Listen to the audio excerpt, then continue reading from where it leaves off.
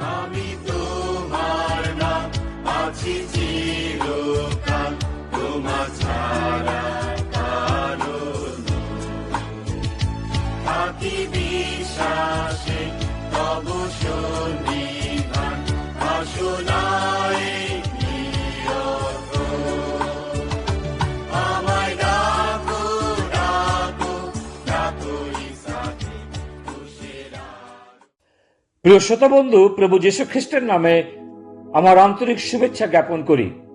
আমরা আলোচনা করছি আবাসতাম্বুতে ইসরায়েলীয় মহিলারা তারা সাহায্যের জন্য এগিয়ে এসেছিল। আমরা এই সময় আলোচনা করে নেব মহিলাদের যে পরিচর্যা সমাগম তাম্বু তথা ঈশ্বরের মণ্ডলীতে।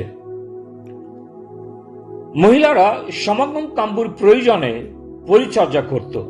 যাত্রা পুস্তক 35 অধ্যায় 25 পদে লেখা আছে, আর বিজ্ঞমনা স্ত্রী লোকদের আপন আপন হস্তে সুতা কাটিয়া তাহাদের কাটা নীল, বেগুনে, লাল ও সাদা মসিনা সূত্র আনিল।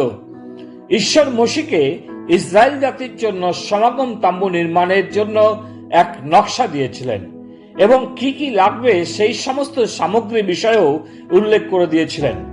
মসি ওই সমস্ত কথা ঈশ্বরের নিকটে শোনার পর তিনি ইসরায়েল সমাজ বা মণ্ডলীর কর্ণগোচর করলেন, যেখানে পুরুষ ও স্ত্রী লোকেরা সকলেই সমবেত হয়েছিল। সমাগম তাম্বুর কথা শোনা মাত্র তারা বুঝতে পেরেছিল যে জীবন্ত ঈশ্বর এই তাম্বুর মধ্যে তার উপস্থিতি দেবেন। অতএব যারা ইসরায়েলের ঈশ্বর সদাপ্রভুকে ভালোবাসতেন, ভক্তি শ্রদ্ধা করতেন, তাদের মধ্যে বিজ্ঞমনা স্ত্রী লোকেরা সিদ্ধান্ত নিয়েছিল সমাগম তাম্বু নির্মাণে তারা সহযোগিতা করবে। এবং আমরা পাঠ করলাম তারা বিভিন্ন রং এবং সূত্র দিয়ে তৈরি করে এনেছিল। এবং যাত্রা পুস্তক 35 অধ্যায় 26 পদে লেখা আছে, আর বিজ্ঞানে পবিত্র মনা স্ত্রী লোকেরা সকলে ছাগলমের সুতা কাটিল।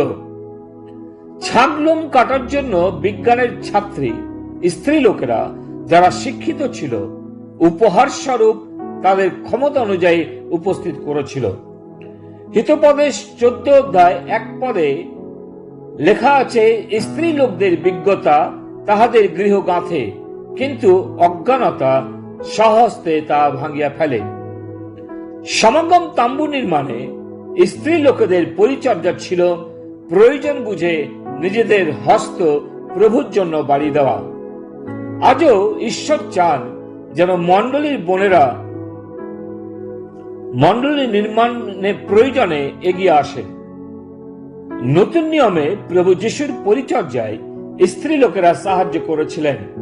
মথি তার 27 অধ্যায় 55 পদে পায়, আর সেখানে অনেক স্ত্রী লোক ছিলেন, দূর হইতে দেখিতেছিলেন তাহারা যিশুর পরিচর্যা করিতে করিতে গালিল হইতে তাহার পশ্চাৎ পশ্চাৎ আসিয়াছিলেন। এখানেও লক্ষ্য করি প্রভু যিশুর পরিচর্যাতে গালিল থেকে স্ত্রী লোকেরা যিশুর পরিচর্যা করতে এসেছিলেন। রোমীয় 16 অধ্যায় 1 পদে পাঠ করি, প্রেরিত পৌলের সাথেও স্ত্রী লোকেরা পরিচর্যা করেছিলেন। আমাদের ভগিনী কিংক্রিয়াস্ত মণ্ডলীর পরিচারিকা ফৈবির জন্য আমি তোমাদের কাছে সুপারিশ করিতেছি, যেন তোমরা তাহাকে প্রভুতে পবিত্রগণের যথাযোগ্যভাবে গ্রহণ করো এবং যে কোনো বিষয়ে তোমাদের হইতে উপকারের তাহার প্রয়োজন হইতে পারে তাহা করো, কেননা তিনিও অনেকের এবং আমার নিজেরও উপকারিণী হইয়াছেন। প্রিয়, এই শাস্ত্রাংশে দেখলাম স্ত্রী লোকেরা খ্রিস্টের পরিচর্যায় সাহায্য করেছেন। এমনকি মণ্ডলীর পরিচারিকা ছিলেন। মনে রাখবেন, পরিচারিকা এবং প্রচারিকার মধ্যে বিস্তর পার্থক্য আছে। পরিচারিকা কিন্তু প্রচারিকা বা মহিলা পালক নন।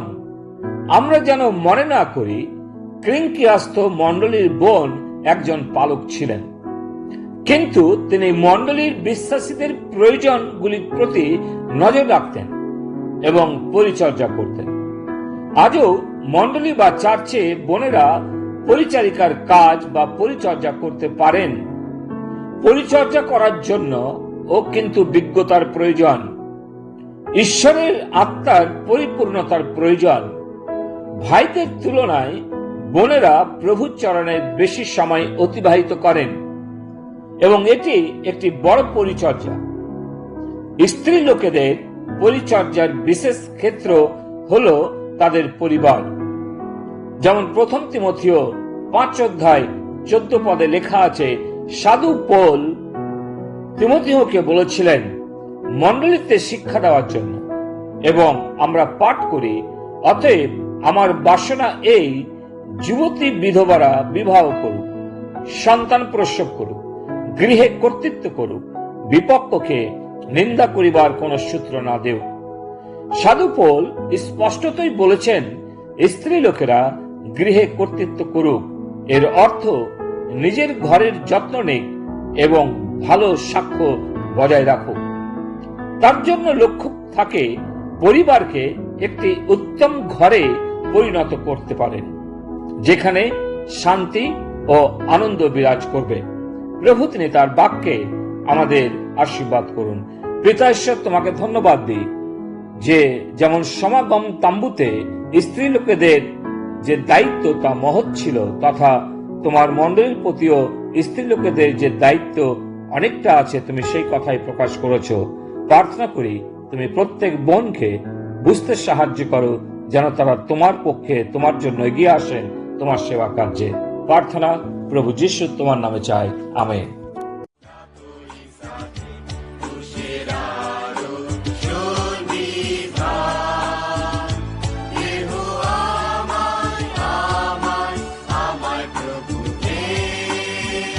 তব